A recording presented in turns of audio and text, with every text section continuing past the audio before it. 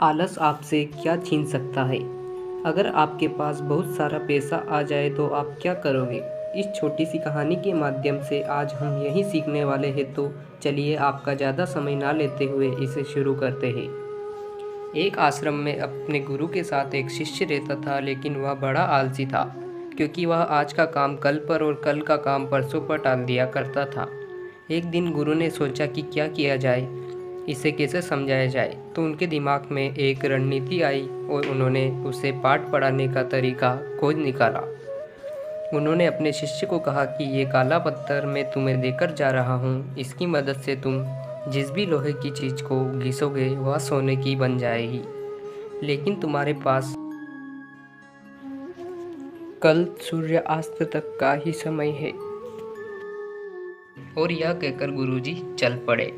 अब वह आलसी शिष्य सोचता रहा कि मैं इस पत्थर से यह करूँगा वह करूँगा, अभी तो मेरे पास काफ़ी समय है और मैं खूब सारा सोना बना लूँगा।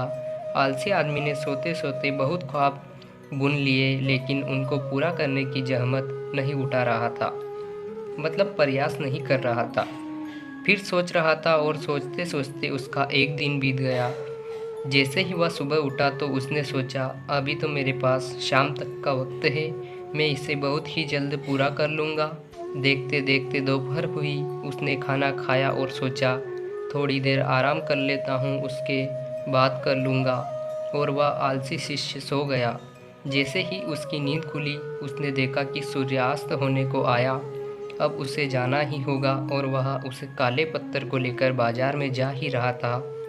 इतने में गुरुजी मिल गए और वह पत्थर उससे ले लिया। बोले, तुम्हारा समय खत्म हो चुका है।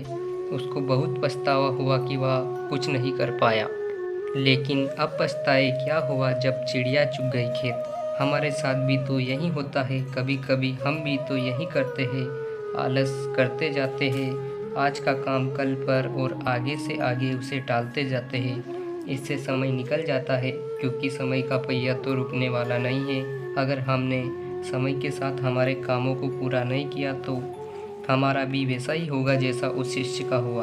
और आपको एक बात बता दूं, सचिन तेंदुलकर जब मैच नहीं होता था तब भी क्रिकेट के लिए प्रैक्टिस किया करते थे। इसीलिए जो होता है अभी होता है, बाद में कुछ नहीं होता है, समय निकलता जाता है। आशा करता हूँ आप इस सीख को ज़रूर अपनाएंगे और जीवन में आगे बढ़ते रहेंगे। आपको यह कहानी कैसी लगी कमेंट के माध्यम में ज़रूर बताएं। आपका कीमती समय देने के लिए दिल से शुक्रिया।